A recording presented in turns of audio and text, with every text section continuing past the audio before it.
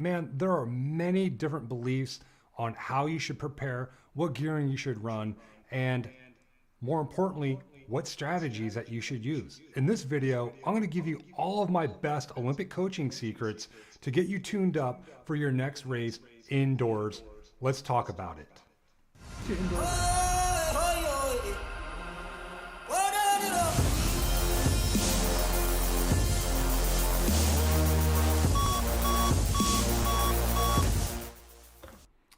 All right, guys. Hey, welcome back to another edition of BMX Coach Live.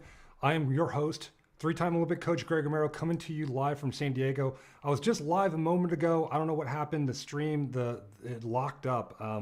So please forgive me if you guys are coming back. Again, wanted to take a moment to say, man, I am so thankful for you guys to be back here in 2023. I'm so grateful to be here and be your guys' coach. Today, we're talking about indoor BMX racing, right? Like indoor versus outdoor. What's the secret? What are some things that we could change in terms of our approach? What could we maximize? What could we do less of? And how can we win more races, get the whole shot, grab the whole shot, and race really well, not frustrated, but be extremely happy with tight indoor racing, especially during the wintertime. You know, here in America, listen, it's indoor racing season because year round we're racing and it's winter. So there's really no other way to race except for indoors. Now, here's the one thing. If you guys are racing indoors this time of the year, more than likely, A, you have the luxury of having an indoor track, or B, you guys are competitive racers and you guys are traveling to like Lexington, you guys are going to South Point, you guys are going to Oklahoma, hitting all these indoor tracks. And listen, indoor racing isn't just exclusive when it comes to the time of the year. There's also indoor racing like USA BMX Grands. There's also indoor racing like covered arenas in like Albuquerque, DeSoto. If there's any other facilities that are indoors, please let us know. Drop it into the chat. Listen, if you guys are coming off the old stream back on the new one, again, please forgive me. Man, welcome back. Today, we're going to talk about indoor racing. And then after that, we're going to do our favorite segment of our live, which is Ask BMX Coach, Ask Coach G Live, right? And I'm going to try some new things today where if you guys have an awesome question, I'm going to try to pop up your question on the screen with your question and your name. So if you guys can, I would love awesome questions. I'm going to attempt to do that. First time doing it here. I couldn't practice it unless I was live. So, again, man, we are just getting started in 2023. Hope you guys are doing well. I'm really happy to see all your guys' smiling faces. There was a couple guys in here that I said hello to earlier. JP from Canada, Thunder Midget. There's some really funny names, but DB Sports World, Dave says, Take Two Tuesday, let's go, son. Yes, absolutely. Yeah, man. So what is going on? Let's talk about indoor racing secrets. Cool? Would that be cool? Would you guys find that helpful? You know, there's a couple of things I wanted to go over. Again, indoor races, right? Tracks, they are generally shorter in length, right? They're generally shorter in length, and that means they're shorter straightaways, and the racing is a lot tighter. That means guys up front, the top 2 or 3 guys can't really get away, and even the mid-pack racing can be really tight, and people are really close to each other, and therefore there's an opportunity for them to make a lot of passes. So want to go over a couple different things as it pertains to indoor racing.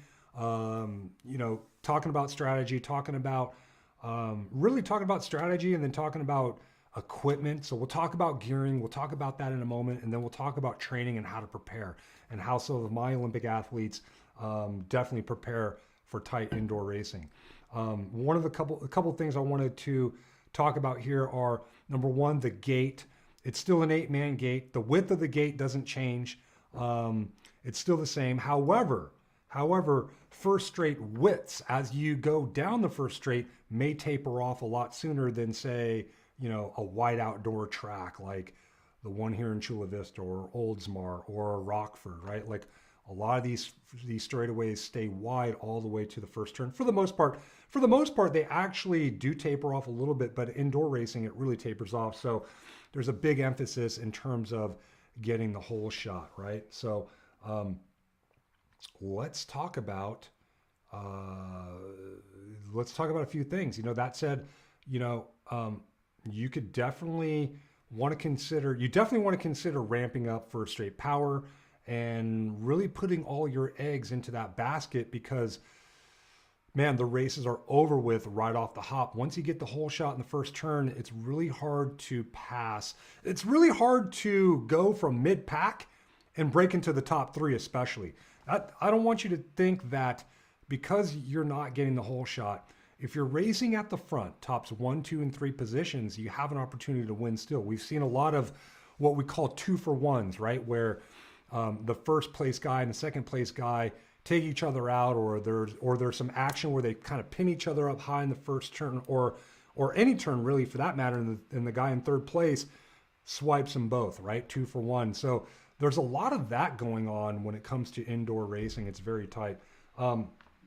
Let's take a look in the chat and see what's going on real quick.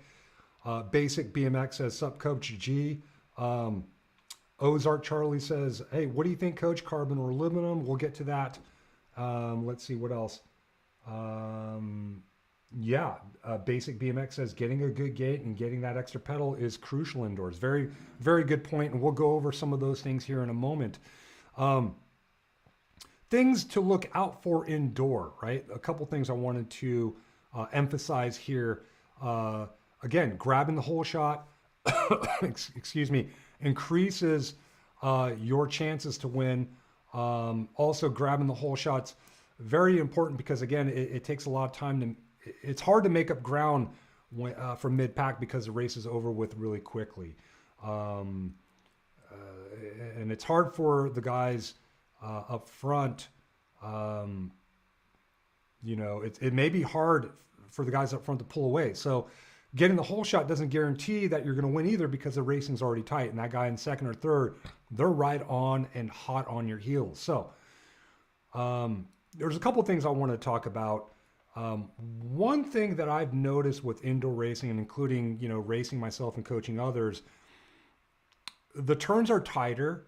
If you want to make passes, it requires a lot of skill, not only in turning, but also a lot of skill in executing passes.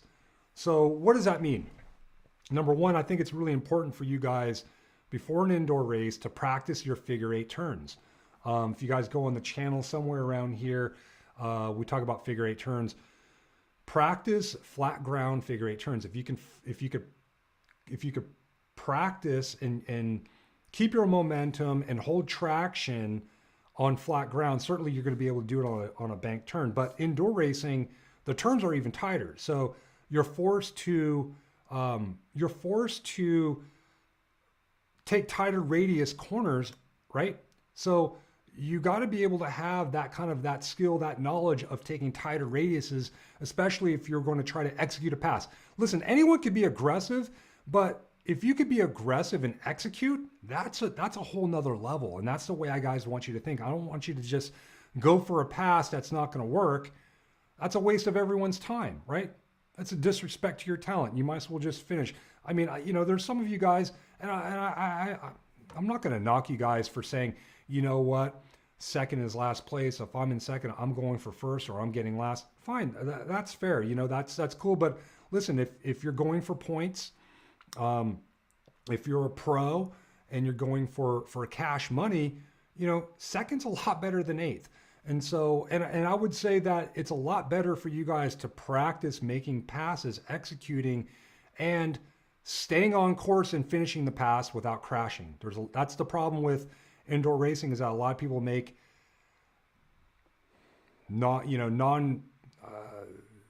what's the word I'm trying to say? Passes that just don't work, that just don't make any sense, right? So you got to think with your head. When it comes to racing, we all want to race with our legs for the most part, but man, you really got to think with your head. And I think that's really important here. Um, so yeah, that was one of the things I really wanted to emphasize. Number one is work on your turns, right? Because racing is a lot tighter. You got to be able to make a pass, and you also have to be able to defend a pass. And some of the riders that I coach, I used to teach them, listen, you're better off giving a hit than taking a hit, right? So, you know, you got to be able to sharpen those elbows and be ready to make a lot of contact. And that not only means in the turns, but also down the first straight. That being said, let's go ahead and talk about the first straight. You guys like how I got videos this time around? And I'm coming up. Let me raise up my seat. I look a little bit low here.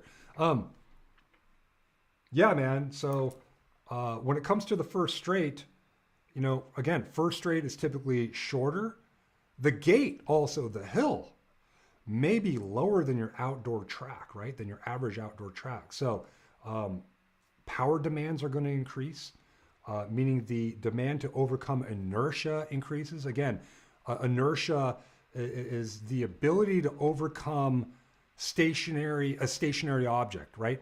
Inertia is not something you generate. Inertia is something that you overcome. A lot of people, you know, they misinterpret that. So when the gate is actually lower and flatter, that means it's going to take a lot more power and strength, more importantly, force to overcome that inertia. That actually adds to inertia, because inertia already, with your bike and your body being still, you got to overcome that inertia with your own force development. So things that will help you overcome inertia, right? We're talking indoor, flat, very, very flat starting hills, things like short, flat ground sprints, okay? Keeping it really short, keeping the distance more like 3 to 4 full cranks as opposed to doing something longer. You can even, you know, the shorter the better, in my opinion, you know, 2 to 3 full cranks, really, if you guys could do that. 2 to 3 full cranks and smash out a bunch of them. Really focus on form, really focus on quickness, getting on top of the pedal as quick as you can, and also obviously trying to generate as much force into the pedal as quick as you can, right? That's real true power. Overcoming, developing force as fast as you can, okay? Again, short flat ground sprints, you know, going uphill, sure, that's going to be, that could help. That's going to lean more on the force curve, but I think if you keep it more flat ground, I think that's going to put you at a pretty good advantage, because you're going to kind of sort of be in that optimal sprint position as opposed to feeling like you're going uphill. Listen, when you guys show up to like Vegas or Lexington or any of these, even the Grand seemed really, that starting hill was really, it wasn't that tall, man. It was short. And so when you go from a local track, you know, I used to come from in Northern California, Santa Clara, or even out here in Chula Vista. You go from these tracks and those are your tracks that you practice at, and you show up to an indoor race, it's going to feel like you're on flat ground. It really is, especially when you come out of the gate and it's boom, you're on flat ground immediately, as opposed to progressively downhill starting hills, right? Think of South Park, think of, you know, just about any local track for the most part, it's going to have progressively flat ground starting hill all the way to the first jump. Some of these indoors, it's freaking gate, flat ground right off the hop. Before you even get into your second half, even third half crank, you're already on the flat. So I suggest practicing flat ground short, focus on lots of force development, and as fast as you can. Keep the sprints really short. Focus on that small area and try to work on getting up to speed really quickly. And that way you guys can get a lot more reps, right? The more reps you could get on short, flat ground, when you show up, you're going to be programmed and ready to go. And you guys are going to thank me for that. Okay. Also, if you're old enough to excuse me, if you're old enough to lift weights, if you're old enough to lift weights, perhaps you could focus on going heavier a couple weeks out from that race. So 85% and above of 1 rep max is going to be optimal. And also keeping the reps low. So that means, you know, anywhere from 1 to 3 reps. It doesn't make sense to do more than 3 reps. Focus on those reps being really low. and then also focus on the execution, like in terms of speed execution, right? Like if you're doing a squat and it's 85% and above, lower it, but really focus on exploding as fast as you can. It may not look like you're exploding fast, but you want to be thinking explode as fast as you can. And really, at the end of the day, whether it's indoor racing or outdoor racing, that's how you guys should be training anyways, regardless, because that's BMX, right? It's all about generating as much force as quickly as you can. So again, for indoor racing, you definitely don't want to be doing lightweight 10 reps and working on hypertrophy. You really want to be focusing on the programming of maximal force and lifting that maximal force as quick as possible. If you're a little guy, you're not allowed to lift weights yet, and you shouldn't be. Plyometrics would do the trick, right? So any kind of jumping exercise, jump squats would be just fine, right? Just repeating them 1, 2, 3, right? Just jumping up. As soon as you land, try to spend as less time as you can on the ground and jump up as high as you can. As soon as you land, do it again. Keep the reps low, around 3, and focus on quality, right? Focus on explosion, focus on height. Let's see, what other notes do I have here in regards to the first straight? Yeah, I would say that's pretty much it as it pertains to my first straight power considerations, right? Short sprints, okay? Flat ground preferably. We'll talk about gearing here in a moment. And then of course, when it comes to lifting weights, if you're old enough to lift weights, focusing on 85% and above, keeping the reps low, focusing on pure explosion as fast as you can. And then if you're a little guy, a guy that cannot lift weights and you're not allowed to lift weights yet, plyometrics is going to be key. Let's see, let's keep moving forward. Here we go. Gear considerations, lowering the gear. I got some good ones on this. This one might be good. And I see a bunch of guys starting to ask questions in the chat. I really appreciate that. I'll address all you guys here in a moment. Not just yet, but in a moment. So guys, hang tight. I really appreciate you guys showing up. It's great to see all your guys' smiling faces. Lowering the gear as a strategy. Okay, so, here's the thing. When it comes to lowering the gear, number one, I always repeat this over and over again. In fact, I should probably bring up my easy gear chart. There are some pros and cons to lowering the gear. Number one, the thing that you really want to focus on is that when you lower the gear, listen, you have to react faster out of the gate. Everything moves quicker, right? The gear is easier. There's less resistance. So what does that mean? That means your rate of discharge, the speed at which your muscle actually contracts and extends to generate force in that pedal, you got to move faster, right? The legs, the triple extension from the hip, knee, and ankle, you really got to move fast like Bruce Lee. You got to move even faster because there's less resistance.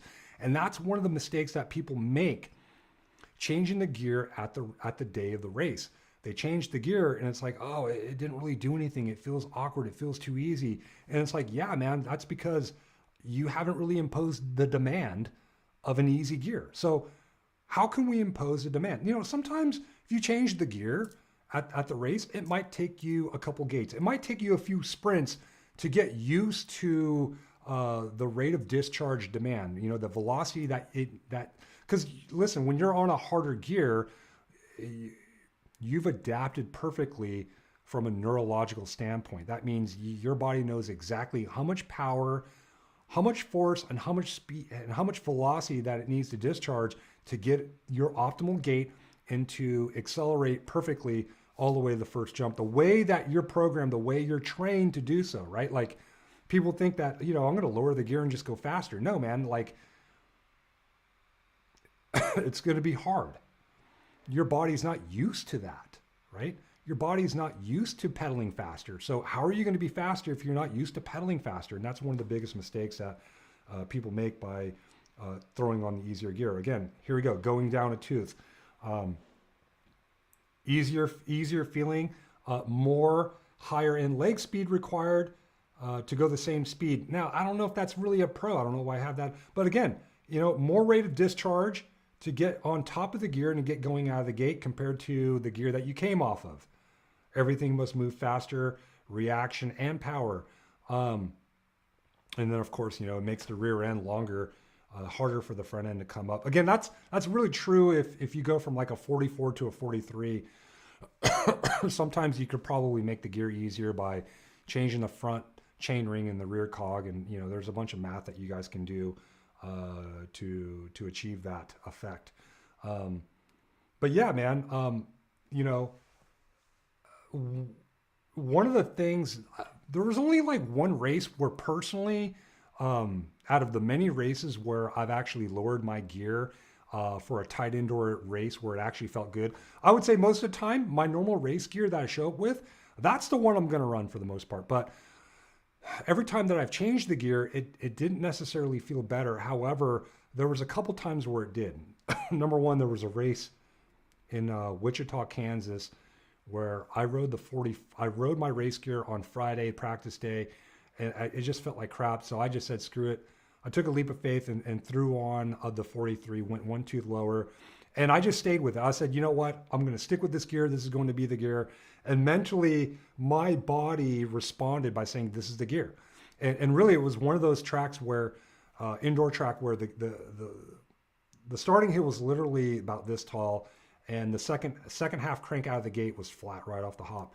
And I felt awesome, felt great, won everything as a pro. I did show up to a rodeo arena event in San Diego back in 1998, and I had the luxury of having a couple bikes when I raced for Robinson. And I had one bike equipped with a 43 and one bike equipped with a 44.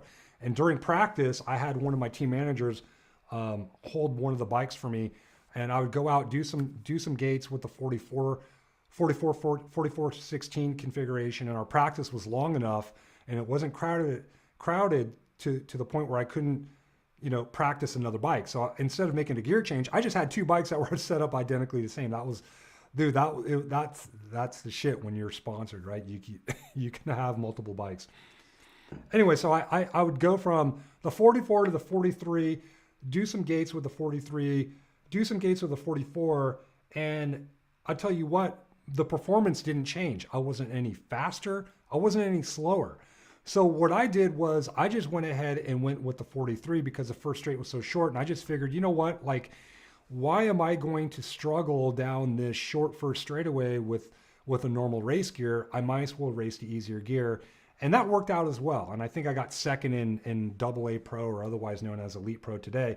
It worked out. If I would have ran the 44, I don't know. I don't know if I would have got the same result. I just knew that, by going with the easier gear and making those few decisions where it's like, you know what, it might come in handy. Here's the other thing. If you go down in gear, you also have to have the fitness to get to the finish line because you're spinning. Your RPMs are higher everywhere, especially out of turn. So here's the secret. Here's the secret when it comes to lowering the gear. Here's if you guys can get anything out of this conversation, do it a week ahead, right? If you guys know that Vegas is coming up this week, and you know that you're going to be racing with an easier gear, throw the easier gear on now. Start doing flat ground sprints with it. Start doing gate starts with it, and get used to getting on top of that easier gear. Okay. Now, if you really want to go super extreme, right? If you really want to go super extreme, what you could do is you can actually go 2 teeth easier than your race gear prior to the event. Do some sprints, do some gates with that. It's going to feel really awkward at first. And, and then do that for one day, right? Easy gear one day. Throw on the ideal gear that you're going to race with. So, for example, if my normal race gear is a 44, I'm going to throw on a 42 the week before on a day of doing sprints or gates. Okay, it doesn't really matter. Pick one. And I would do gates or sprints with the 42 one day. The following day, I would throw on the 43. Okay, the gear that I'm going to race with on the weekend. And that way I get normalized, right? 42 is so easy. 43 feels more like a normalized race gear. That's one way you guys can do it, okay? All right, let's keep moving forward. In terms of gear questions, we'll talk about that here during the Coach G Live, Ask Coach G Live segment. I think we're pretty good, right? I think we got enough information on that. Let's talk about pedaling jumps. Man, indoor racing, that's one thing I've noticed. When it came to watching the races at Grands, especially at the pro level, there was a lot of people having a hard time pedaling, continuously pedaling all the way through the first jump, right? Keeping that wheel up. Like indoor races, it's that first jump, whether it's a roller, whether it's a double, a step jump. Listen, doing your average manual and coasting through it, or even doing a tap manual is not going to be fast enough. It's not going to be good enough. And you know why? Somebody's going to pedal that darn thing. Someone's going to pedal it. If it's a roller, someone's going to pick up before it and pedal right across that sucker while you're just coasting across it. And that's going to cost you, especially, BMX is a game of inches. It's going to cost you if you guys can't pedal. So you guys got to figure it out and learn how to pedal, and not only learn how to pedal properly, but man, you guys got to be able to pedal with maximal power. You could pedal, but if you're only pedaling at 50%, then you're not really benefiting from that, right? So again, I was watching a lot of races at Grands where people had a hard time pedaling with maximum power through that first jump. I think it was a double. Here it is, right here. Yeah, that was Grands right there. There was a double, and so a couple things here.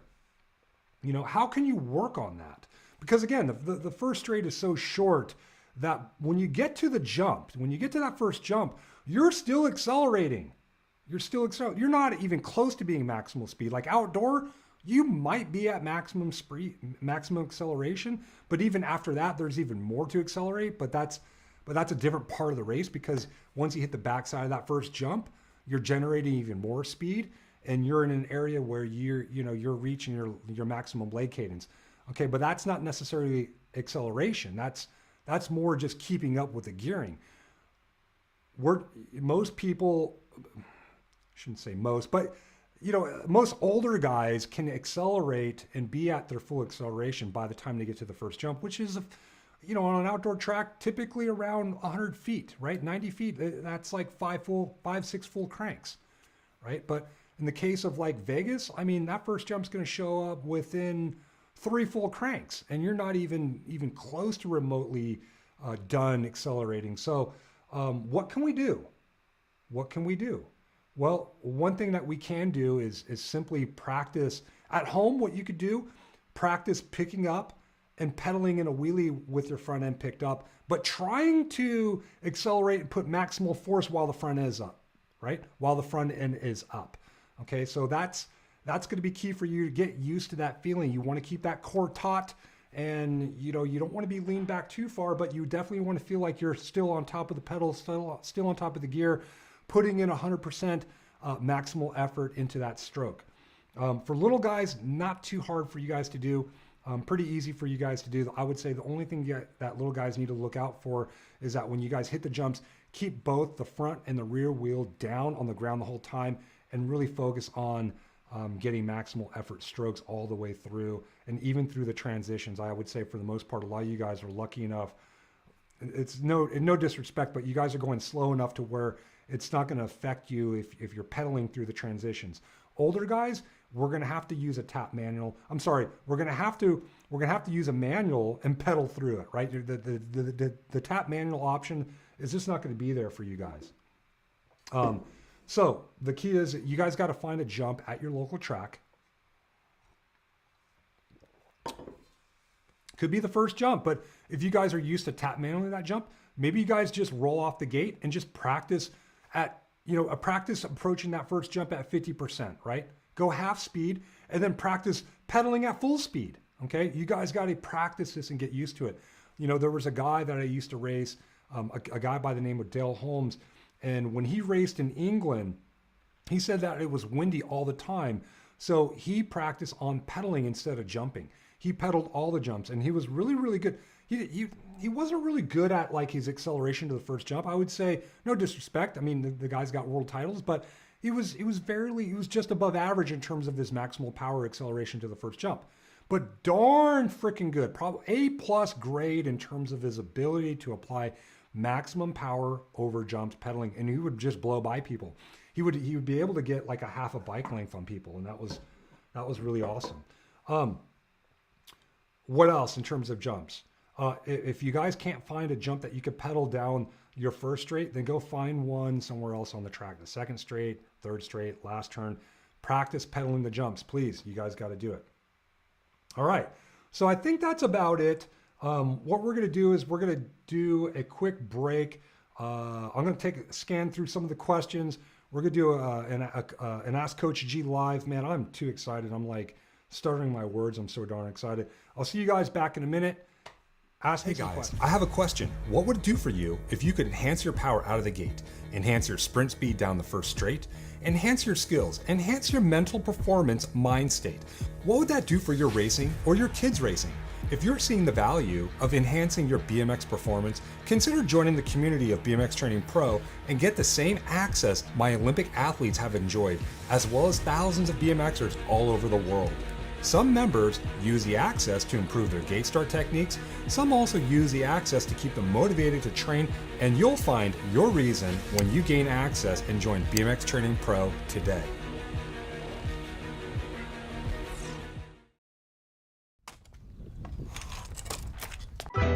Stay focused, get ready now. For real, get ready now. Nitro with the nice flow. Stay focused, get ready now. For real, get ready now. Let's go. Stay focused, here the heat come. Concentrate to the sound of the beat drum. Yeah. Start it up, take it back now. Check it out. This is how it's going down. Yeah.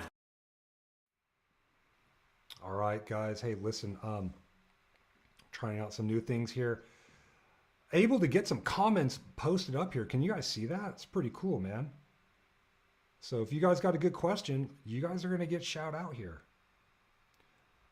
All right. So, trying to develop content, educate you guys, entertain you guys, and also man this feed. It's crazy. I think I need to hire somebody to help me with all this. But Nick Chalk says, tracks are so different over in the States from what I can see. My son hasn't raced in the States compared to UK and Europe. Seem much more flat and mellowed out. Yeah, I mean, there's a lot more indoor racing over here for sure, if that's what you're regarding. But yeah, in terms of jumps, yes, I would agree. I would say in Europe, I've raced over there quite a bit. England, I have a few clients actually in England. I watch a lot of different races in England, and I would say that second and third straights. The rhythm sections are really peaky. You go to France, everything's like Excite Bike, if you guys remember that. Nick, thank you very much. Let's see, what else? Who else can I bring up here? Boom, look at that. Now I got my screen so small that I can't even read the comment. You guys can see it, but I can't. Let me try this. Let's go here. Rob from Ohio says, be like Milham and run a 48.16. Hey, man, that might work if you got it like that. Let's see, what else do we got? David Milham, he's a legend, man. He was a #1 amateur in the ABA, and now I can't see my comments. Let's see what's going on. Forgive me, man. This is all new to me, and I'm excited about this. Let's see if I can go to more comments. Oh, heck, what is going on? All right, so we already added that comment. Okay, here we go. I need glasses, man. Wet trip. Here we go. Let's see. Here we go. Daniel Grooms. Let's create the title shot. Boom. Can you guys see that? Yes, I love it. All right, I'm going to try to be a little bit smoother with this. Daniel Groom says, best options for getting prepared prior to your moto at an indoor race. Ooh, great question, especially if you guys can't go outdoors and warm up. Listen, warming up is key to indoor racing, man, especially if it's cold. Man, you guys got to warm up the body, warm up the core, warm up your breath, warm up the physical, the mental, emotional, the spiritual. Man, you got to warm up all the bodies, right? So listen, if you guys have a trainer where you guys can attach your bike onto a trainer or even a set of rollers, I would say do a couple sprints on those rollers. I would probably pedal for like at least 5 minutes seated, and just get your legs moving. Nothing crazy. You don't want the resistance to be too hard. You don't want to do a workout. You really want it light and feathery, right? Just get the legs moving. And then I would say during that 5 to 10 minutes, maybe every 3 minutes, you might want to perform like a 2 to 3 second sprint. Okay, that would be the best way to warm up. I would say at least three sprints over the course of 10 minutes.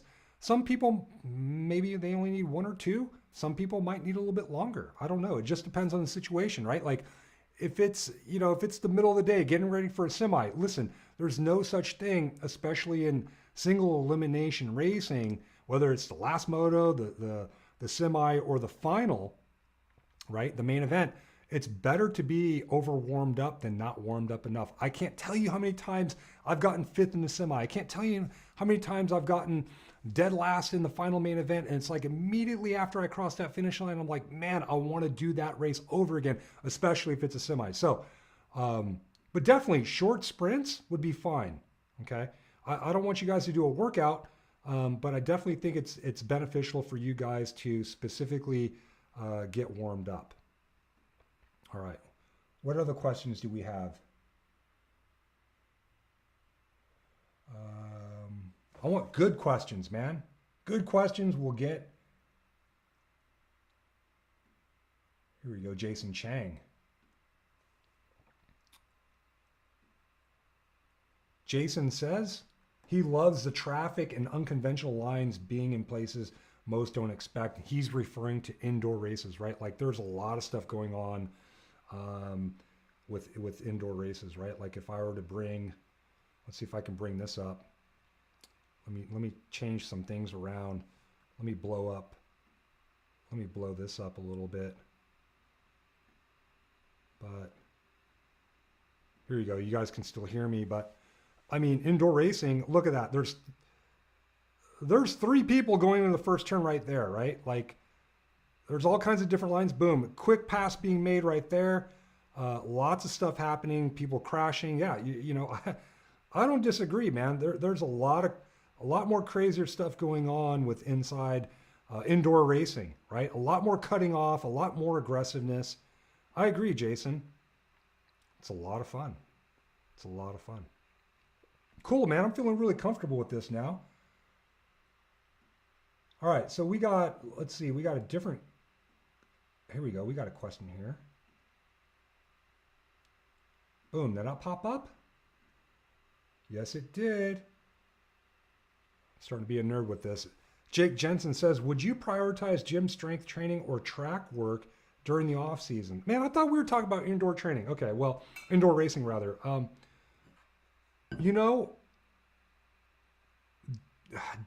It depends on where you're at, right? Like if you're newer to the sport, then almost always track work is key, right? Improving your gait, right? Improving your acceleration, but more importantly, improving your turns, your jumping, your manualing.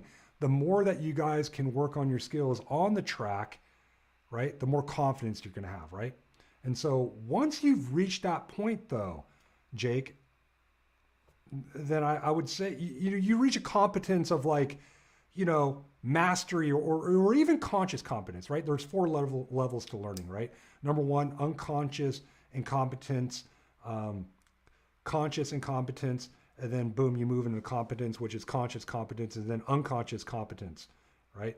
That means mastery. You know how to do it without thinking. And so if you could reach a point to where your skills, you could do things without thinking, then obviously, BMX being a power sprint sport, right? It's a pure power sprint sport, no different than like, coming out of the blocks for like 200-meter hurdles. That's in terms of track and field, that's what I would compare BMX racing to. Again, strength and power is key. You got to get out front. You don't get out front, the race is hard, right? You could have all these skills, and sure, you could definitely use strategy to move up in the pack, but we all know that races are won by getting the whole shot. For the most part, like 80% of the races are won by getting a whole shot, straight up. So gym, strength training, sprint training, absolutely. You got to find that harmonized balance, right? Harmony is key.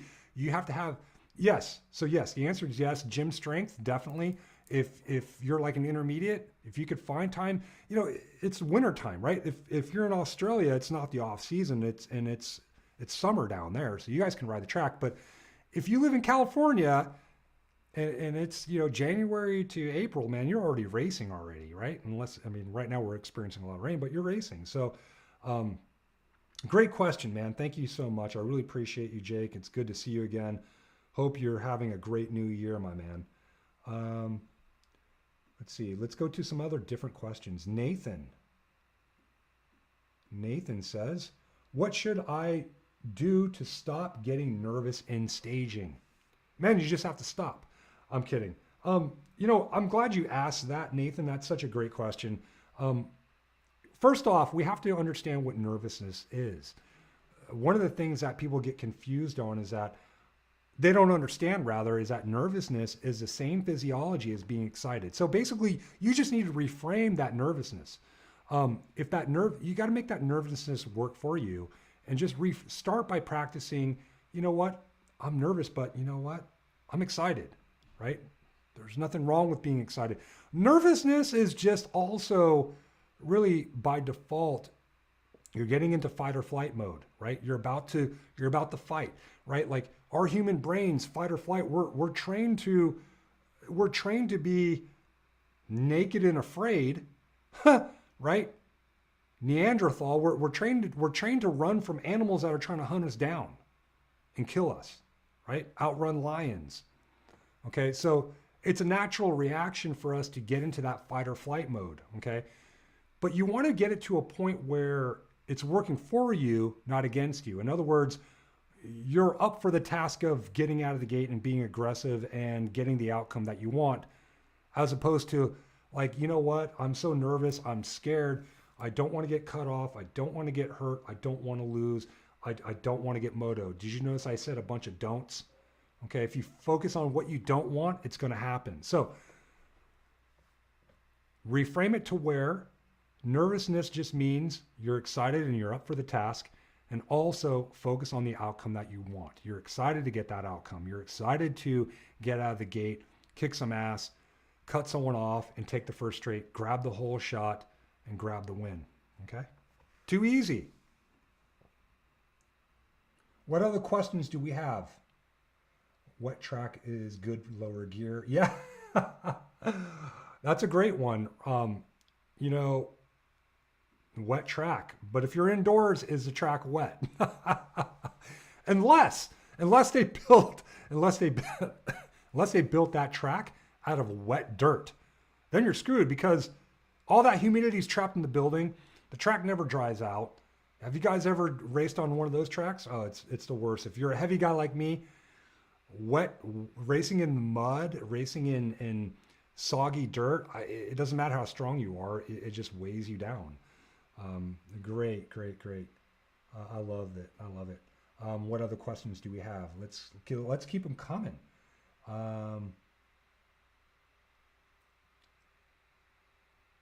Here we go. Did I get it? Oh, man, I can't read. Brindle? Forgive me, say Brindle 18?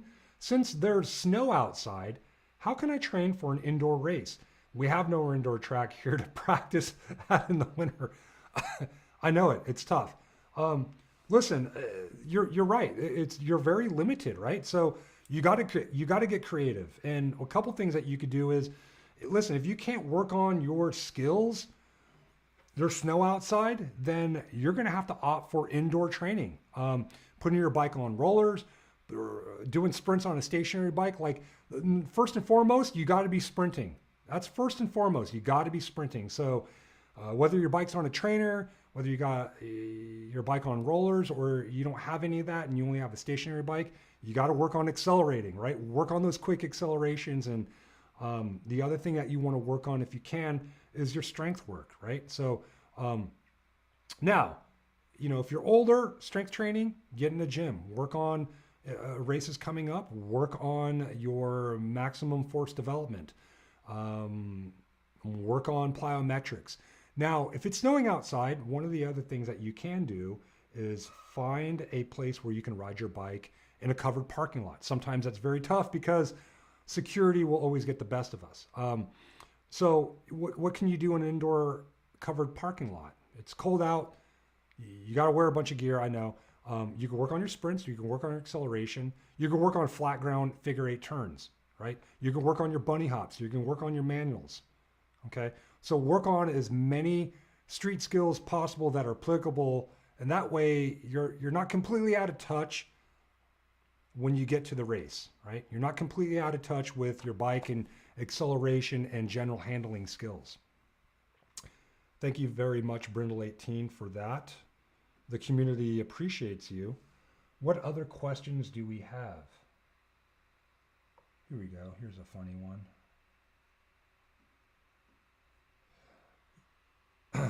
Kenneth Murphy asks, have you seen anyone get DQ'd for cutting over before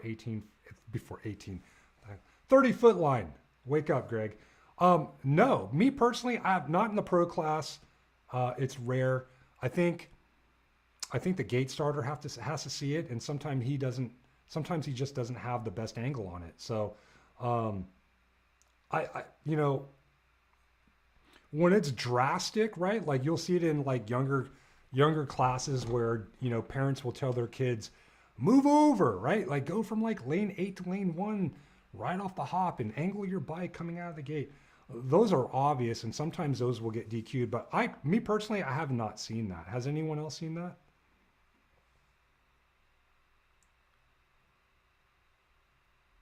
Let's see here. Who else can we get on here? Here we go. CP. CP asks, what moves can I do in a super tight turn? You can pretty much do them all, right? And that's all contextual. Like it depends on where you're at. If it's a first turn, then certainly your best bet is to just dive inside, right? If it's like a second or last turn, then you definitely have the option to dive inside. That's the go-to, right? Like you definitely have to have that go-to of diving inside and executing it. And then of course, the second type of pass that you could do is like a mid-low or an X pass where you're on the outside. You're on the outside, and let's say the turn's over here to the left. And what you're doing is before you actually get to the turn, you're already diving underneath before you enter the turn, and you kind of catch them off guard, right? Call that an X pass. So that's actually in BMX Racing Skills DVD, but no one has DVD players anymore. But those are, and then obviously the high-low, but the high-low is tricky, right? Like if you go outside, you have to make sure that the guy behind you isn't in an opportunity, it isn't in a position to pass you. So, it's all about racing with your head.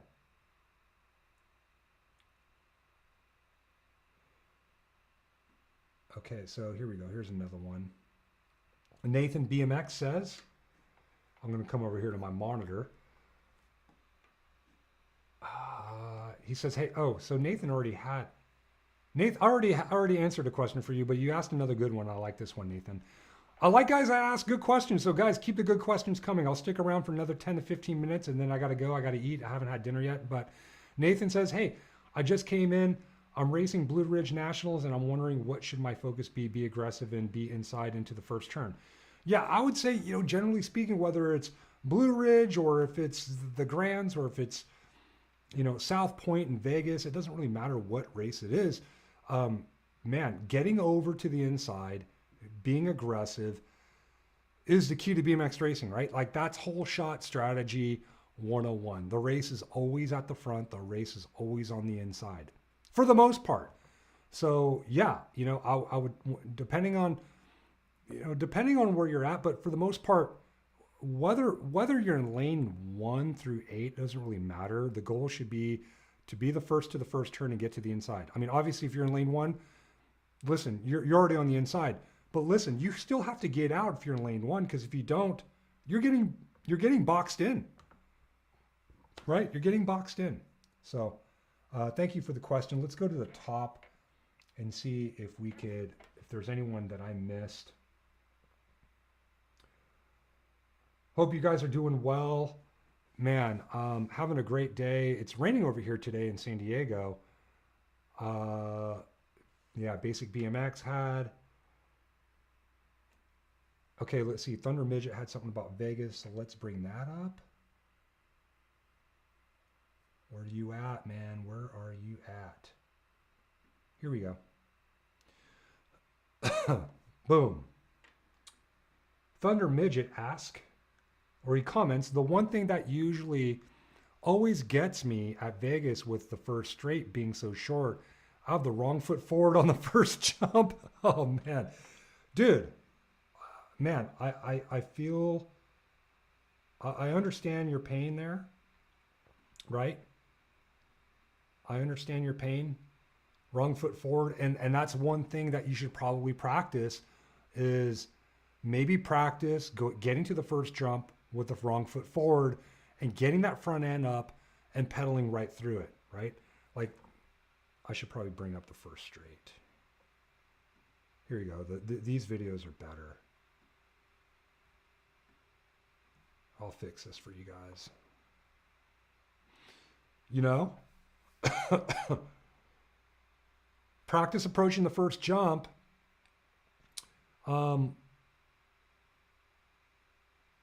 With your opposite foot forward and just smash right through it. You got to impose the demand, man. You know, that's the key. You got to impose the demand. If you guys don't impose the demand, it's going to be awkward.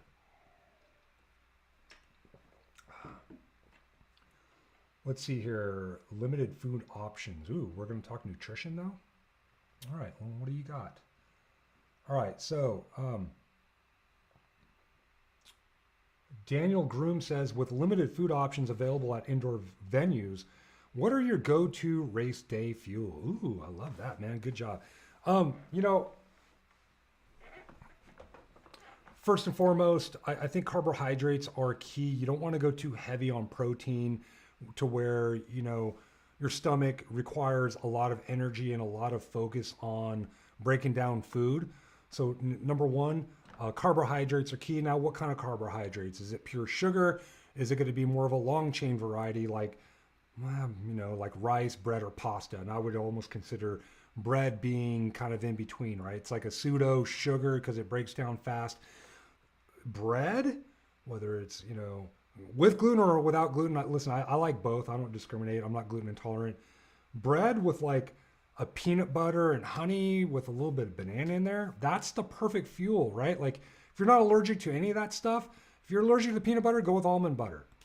All right. If you don't like that, then throw a slice of, you know, ham, turkey, roast beef, whatever you like, but wouldn't go heavy on the protein. If it's a long day, like the Grands, totally predictable, right? Like, you know, you're not going to race for hours, so you have time to digest food. I know in Australia down under, they actually allocate like an hour for lunch. It's crazy. I've done that before. It's like, oh, we're going to take an hour break. There's no racing. We just have an hour for lunch. People have lunch and then they get back to racing. It's really awkward. But yeah, that's it, right? That's the key. And, you know, if a sandwich is too much, you know, you have a race coming up within 30 minutes, you don't even have enough time. You don't eat, first off, you don't need to eat a whole lot. Maybe have a half sandwich. If you can't do that, then do a banana. If you can't do a banana, do an apple, do an orange, maybe some kind of energy bar. There's all kinds of different energy bars, right? But really at the end of the day, you know, for younger kids especially, they're really picky eaters. Sometimes they just need to eat what they like. So parents, if you're watching, give them what they like.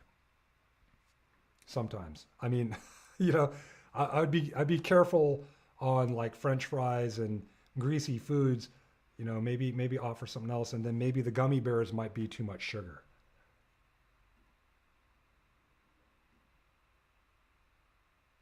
Here we go. Here's another one. We'll do a couple more of these. This is great.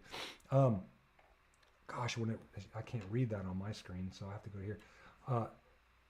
Darren Ross, how do you handle an over-aggressive rider who rams into you into the first turn?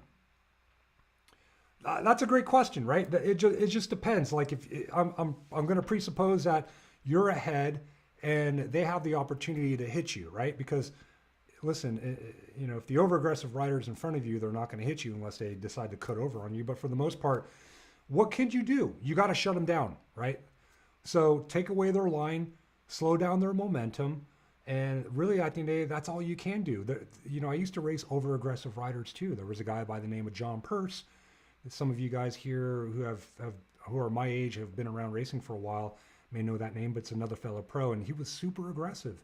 And it was nothing that I could take personal, but I knew that, but he was crazy, right? Like he was crazy because if I was aggressive with him, he would try to fight you or be aggressive with you on the next lap and try to put you over the turn. And that was like an intimidation tactic, and I just didn't fall for it. I was still going to be me and be aggressive right back and try to shut him down. And sometimes you just have to earn that respect from that rider. It's like, look, if you're going to hit me, I'm going to hit you. And that's all there is to it, right? Sometimes it's kind of like two aggressive dogs. Like I had two dogs and they're both gone now, and I got a new puppy, but they were aggressive towards each other.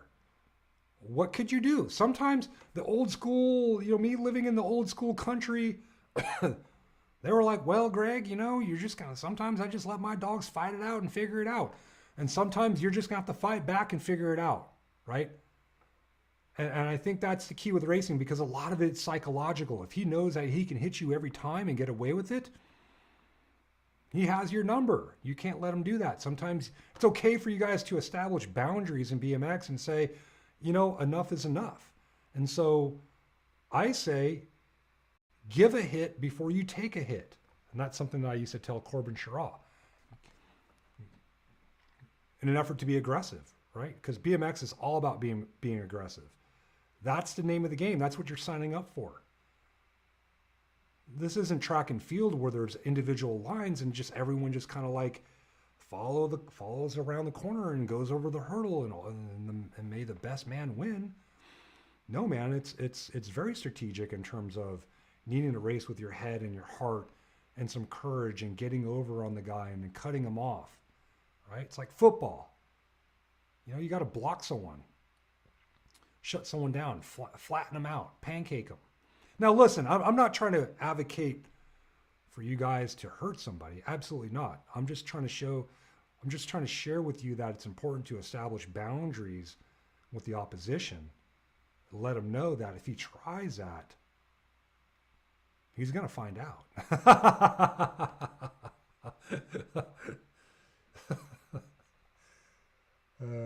Thunder Midget says, thanks, you're the man. I really appreciate that. Did that show up? Cannot get these comments to show up. All right, guys, thank you very much for showing up. I'll take a few more. My stream, I got a rainbow, so it's not really, I might need to get a stronger computer. Guys, thank you very much for showing up. I really appreciate you guys asking awesome questions. Man, I do want to answer a few more. I can't bring the questions up now because I'm getting the rainbow wheel of death showing up here. But Cage Moss says, what tips would you give to someone that moved up 2 bike sizes? Ride the bike. Get used to it. Practice the sprints. Practice gates. Practice manualing. Practice jumping with that bike. Days Rock says, thank you so much, Coach. Rob Ohio says, what is your opinion on the future of BMX track layouts? Maybe increasing passing and adjusting jumps. Listen, by watching the grands, with so many people coming into the sport, when the future layouts, it's going to be about a couple things here. I don't think they're going to advance tracks. They're not going to make them harder. And here's why. It's a business, right? Like, you don't want to alienate new riders. Our sport really, really thrives on incoming membership, because there's a rotating door of a lot of you guys come to the sport. You guys are around for a few years and then you leave, and then you guys might come back, but you guys may not. So our sport, local tracks, USA BMX in general is based upon getting new members into the sport. So that's who we're really catering to. Now, if you guys look at, and so what I mean about that is that, you don't want to make the track so darn hard to where people get frustrated and it takes so long for them to figure out how to ride a BMX bike on a track, right? Because it's hard enough to ride a BMX bike already. To ride it on a track, that requires some time, that requires some effort, that requires some skill development. And then to race on the track on something that you haven't completely mastered yet, navigating the track against other people on the track, it's really hard, right? Like, I get it, man. Like, I tried to pick up hockey as an adult in my 30s. It's like, oh, dude, I got to figure out how to skate. Oh, I got to figure out how to stick handle. I got to figure out how to play, pass the puck to other people. And then I got to figure out how to do all these things, all these three things I don't know what to do, and I don't know how to do well, and do it against other people. That's BMX racing, man. It's really difficult. Once you get used to it, it's fun, it's easy, it's expressive. It's, you know, once you've mastered it, it's like walking, right? But for a lot of newcomers, it's hard. You come to a track to where there's the jumps are peaky, and you know, in America it's real competitive and people want instant gratification. That's just where we're at, folks. It's hard to get that in a sport where the track is really hard and you got to race, you know, older people. So I don't see tracks, you know, getting any harder anytime soon. Now, when it comes to USA BMX, man, listen, I think especially tracks that they can build for like the Grands, they're going to build it for efficiency. They don't want as many accidents on the track. They want to be able to run 3 motos smoothly without fail. Again, they want less people in the medical tent. I mean, shoot, for crying out loud, they've allocated now 4 days to race, right? Back in the day, it used to just be 3. 1 day for ROC, Grands day 1, Grands day 2, and you're done. Now they need 4 days, right? Close to like 1,000 motos. Dude, those are long days. So the tracks can't get any harder.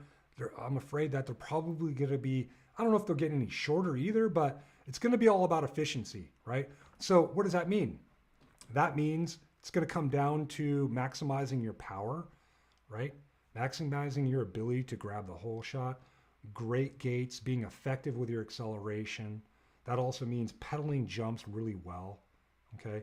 Being really good at indoor racing, right? Like the Grands is still fresh on my mind, and so we're talking about indoor racing, but forgive me, it's not like I'm trying to like get away from like, hey, how should you get ready for, you know, the World Championships in Rock Hill? We'll talk more about that when the time comes. There's plenty of opportunities for that. But yeah, so, you know, I can go on and on, but that's where we're at with today's tracks. Guys, I really appreciate you. You guys asked great questions today. Brindle says, thank you very much. Cage Moss says, thank you for answering my question. DB says, thanks for doing what you do, Coach. Hey, man, I love what I do. Thank you very much for showing up.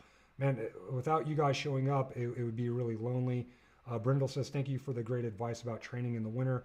I will certainly be using the ideas you gave. Yes, absolutely.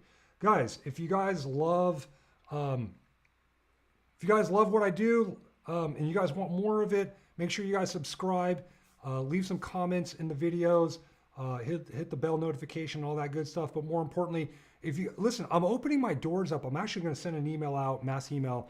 I'm opening up my doors to my top tier coaching program. It's the Winner Circle coaching program. If you guys go in the description of the video below, click on the Winner Circle thing, Winner Circle link, excuse me. But more importantly, I'm going to send an email out, and I'm going to invite people to sign up and apply. I'm going to be interviewing some guys to join my year-long coaching course where you guys coach one-on-one with me. We work on goals, the mental side, and then obviously go over things like your gate starts, go over your races. It's all about access. It's all about guys that have big goals, that feel like they want and are ready, more importantly, to go to the next level. I'm opening my doors up for that. So look for that email to go out here shortly. Again, I appreciate you guys, appreciate the opportunity to be your coach. I'll see you guys next Tuesday. Let me know. Also, you guys can tweet me at BMX Training. Okay, I can also answer questions on Twitter, for our YouTube live sessions, okay? Also, give me ideas of what you guys want me to talk about, right? Because in my mind, I feel like I've ran out of ideas because I've talked about, so many different things over and over again, but I have no problems talking about things that you guys want help on. You guys are the audience. You guys control the content. You guys let me know, okay? I think it was, who is it on here? Daniel Grooms. He said last week, hey, let's talk about indoor racing. So I was like, cool, man, let's talk about it. And listen, a lot of you guys were able to benefit. So New Wall says, hi, just started the sport this summer. Your videos and advice have been so helpful. Man, I'm grateful for you to be here. Welcome to the sport. That's what we're here for. All of us have been beginners, and man, it ain't easy, right? It ain't easy. All right, guys, drop me a line. Let me know what you guys want me to talk about next week. Be on the lookout for a Winner Circle coaching application invite, and I'll see you guys next week. I can talk all day, but I got to eat. All right, you guys have a good one.